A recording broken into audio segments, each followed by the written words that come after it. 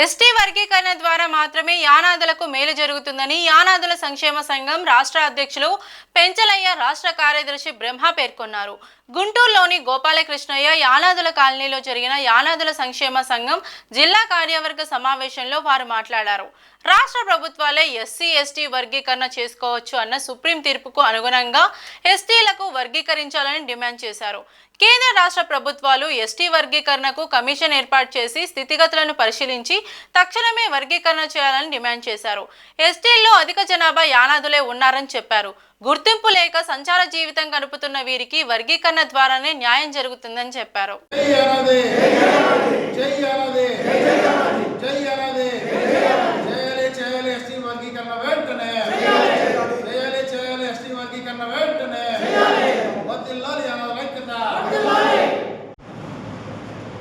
వర్ధిల్లాలి యానాదుల ఐక్యత, వర్ధిల్లాలి యానాదుల ఐక్యత.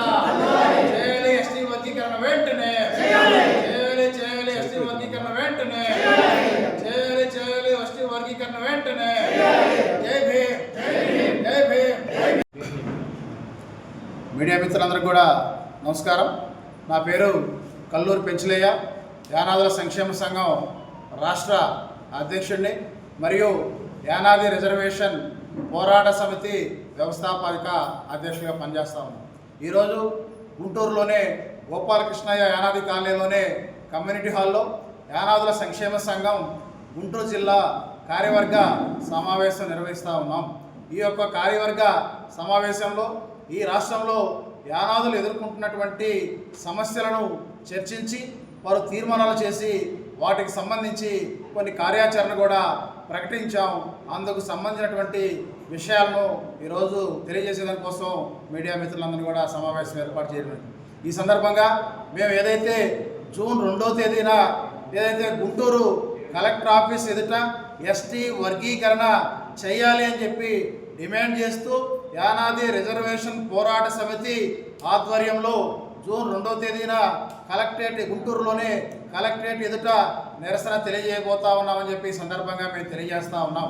ఏదైతే ఈ రాష్ట్రంలో గిరిజన జనాభా 30 లక్షలు ఉంటే అందులో యానాదులు 10 లక్షలు ఉన్నారు. అంటే గిరిజన జనాభాలో 30% మంది యానాదులు ఉన్నారు. కానీ యానాదులు ఇప్పటికీ అన్ని విధాల వెనకబడి ఉన్నారు. ఆర్థికంగా, సామాజికంగా, రాజకీయంగా వెనకబడి ఉన్నారు. ఈ నేపథ్యంలో ఏదైతే ఆగస్టులో గౌరవ సుప్రీంకోర్టు ఒక తీర్పిచ్చింది. ఏదైతే ఎస్సీ ఎస్టీ ఉపకులాల వర్గీకరణను ఆయా రాష్ట్ర ప్రభుత్వాలు చేసుకోవచ్చు అని చెప్పి తీర్పునిచ్చింది.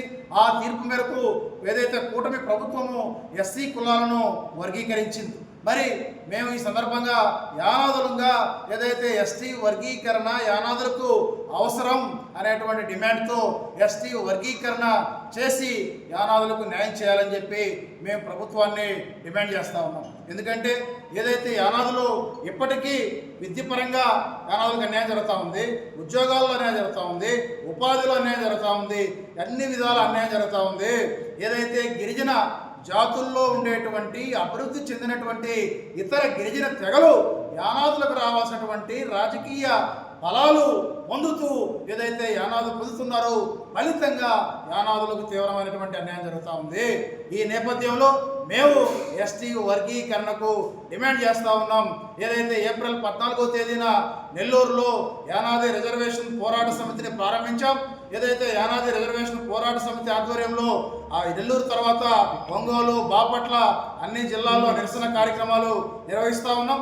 ఈ క్రమంలో జూన్ 2వ తేదీన గుంటూరులో కలెక్టరేట్ ఎదుట నిరసన తెలియజేసి త్వరలో విజయవాడలో పెద్ద ఎత్తున భారీ బహిరంగ సభ నిర్వహించబోతా ఉన్నామని ఈ సందర్భంగా తెలియజేస్తా ఉన్నాం. యానాదులకు న్యాయం చేసే వరకు మా యొక్క ఉద్యమం, మా యొక్క ఆందోళన, మా యొక్క పోరాటము కొనసాగుతుందని చెప్పి ఈ సందర్భంగా మేము తెలియజేస్తాం. జై యానాది, జై జై జై యానాది. నమస్కారం.